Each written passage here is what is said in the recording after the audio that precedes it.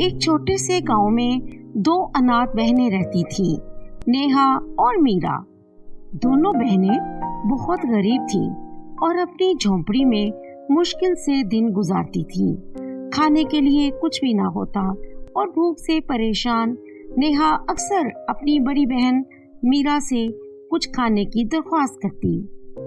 दीदी, मुझे बहुत भूख लगी है, कुछ खाने को दे दो ना। नेहा, मेरी छोटी बहन, तुम फिक्र मत करो, मैं अभी जाके कुछ खाने के लिए लेके आती हूँ। मीरा अपनी बहन को तसल्ली देकर पास के घरों में मदद के लिए जाती। सबसे पहले वो अपनी चाची के पास गई। चाची जी, हम बहुत परेशान हैं। माँ बाप के गुजर जाने के बाद नेहा मेरी जिम्मेदारी है और वो बहुत भूखी है।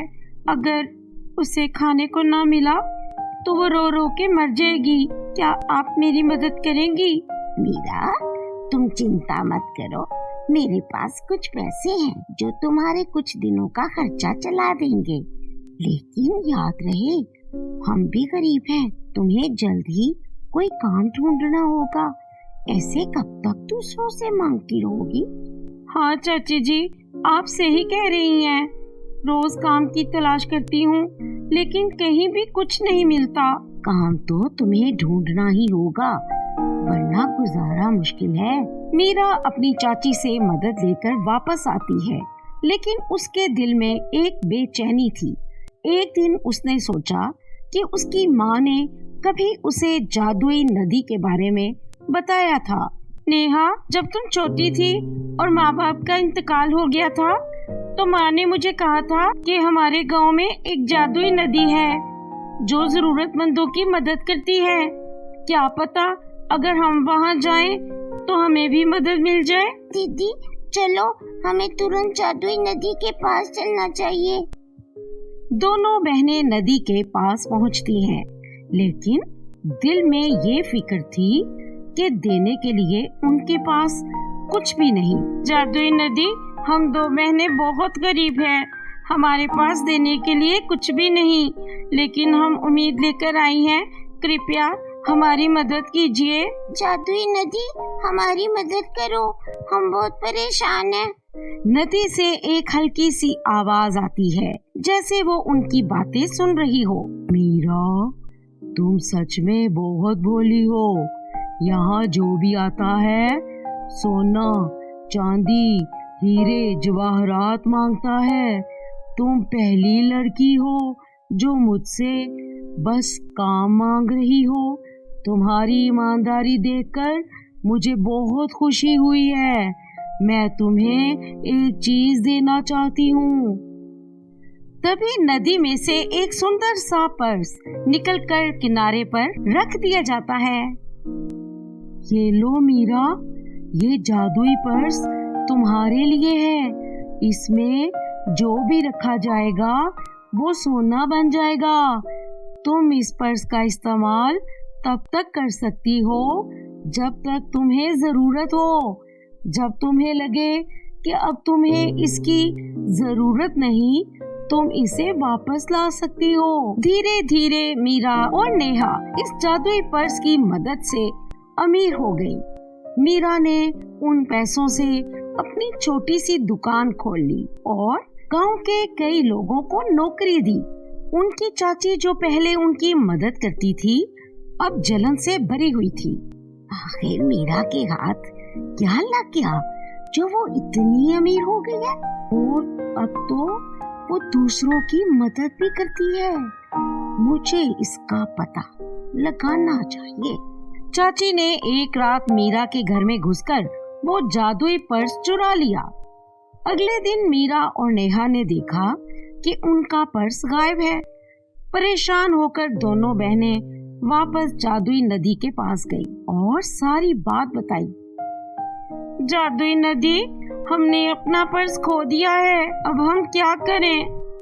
तुम दोनों परेशान ना हो, अब तुम अपने घर में आराम से रह सकती हो। जादुई पर्स जहाँ भी होगा वापस मेरे पास ही आएगा। दूसरी तरफ चाची अपनी खुशी में पागल थी। उसने सोचा कि अब वो अमीर हो जाएगी। अपनी पूरी जमा पूंजी उस पर्स में रख दी, लेकिन देखते ही देखते सब कुछ मिट्टी बन गया। ये क्या हो गया? सब कुछ मिट्टी कैसे बन गया? अब मैं क्या करूं? चाची ने सोचा कि वो पर्स को सुनार के पास बेच देगी, लेकिन उसका प्लान बनते ही पर्स गायब हो गया। जबकि मीरा और नेहा अपने घर वापस आए, उन्होंने देखा कि उनकी जिंदगी में सुकून आ गया है। नेहा, अब हम अमीर हो चुकी हैं। मुझे लगता है कि हमें वो जादुई पर्स वापस जादुई नदी को लौटा देना चाहिए। एक गांव में रीना नाम की एक लड़की रहती थी जो अपनी खूबसूरती के लिए मशहूर थी। हर कोई उसकी सुंदरता की तारीफ करता और रीना को भी अपने रूप का घमंड था। गांव में उसके साथ नेहा नाम की लड़की पढ़ती थी जो अपनी बीमारी के कारण थोड़ा अलग दिखती थी। नेहा को देखकर लोग अक्सर मजाक उड़ाते थे, लेकिन वो चुपचाप सब सह लेती थी। रीना दिखावे के लिए नेहा के साथ रहती थी, पर अंदर ही अंदर उसका मजाक बनाती थी। एक दिन जब दोनों स्कूल से घर लौट रही थी, कुछ लड़कियां रीना से बोली, क्या तुम इस अजीब सी दिखती लड़की के साथ घूमती हो? तुम्हारी सुंदरता के साथ ये बिल्कुल नहीं जमती। रीना मुस्कुराई और कहा, अरे ये भी तो इंसान है ना, क्या हुआ अगर ये इतनी अलग दिखती है? हमें सबके साथ अच्छा व्यवहार करना चाहिए। नेहा को ये सुनकर बहुत बुरा लगा। उसने समझ लिया कि रीना उसका मजाक बना रही है। उस दिन के बाद नेहा ने रीना से दूरी बनानी शुरू कर दी, लेकिन अंदर ही अंदर उसके मन में गुस्सा और जलन भरने लगी। कॉलेज आते आते नेहा बिल्कुल अलग इंसान बन गई थी और रीना से अपनी दुश्मनी का बदला लेने का सोचने लगी। एक दिन नेहा ने कॉलेज में एक लड़का देखा, रवि। उसको देखा और उसके लिए कुछ महसूस करने लगी, लेकिन जल्द ही रीना ने रवि के साथ दोस्ती कर ली, सिर्फ इसलिए क्योंकि उसे पता था कि नेहा उस लड़के को पसंद करती थी। इस बात ने नेहा को और भी ज्यादा गुस्सा दिलाया। उसने सोचा, रीना मुझसे सब कुछ छीनती जा रही है, अब इसका बदला लेना ही पड़ेगा। एक रात नेहा अपने कमरे में अकेली बैठी थी। उसने अपने अंदर के दर्द और गुस्से को समझने की कोशिश की।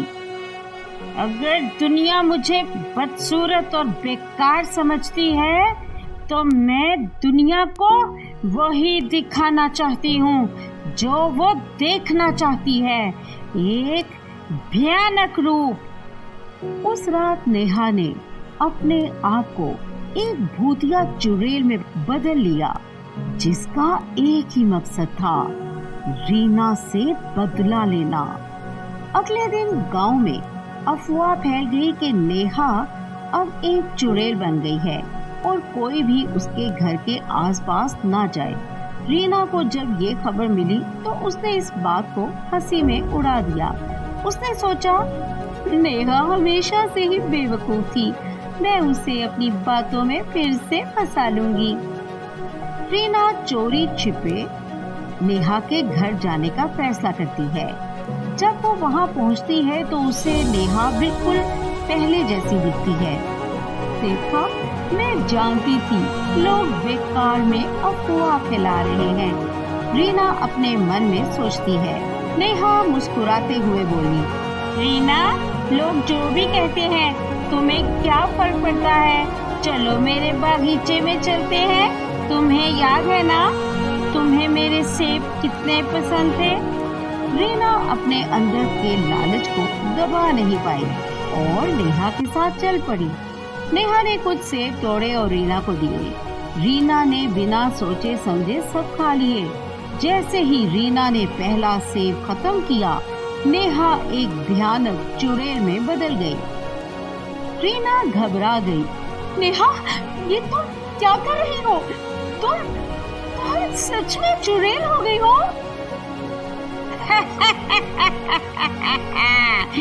अब तुम्हें समझ में आया?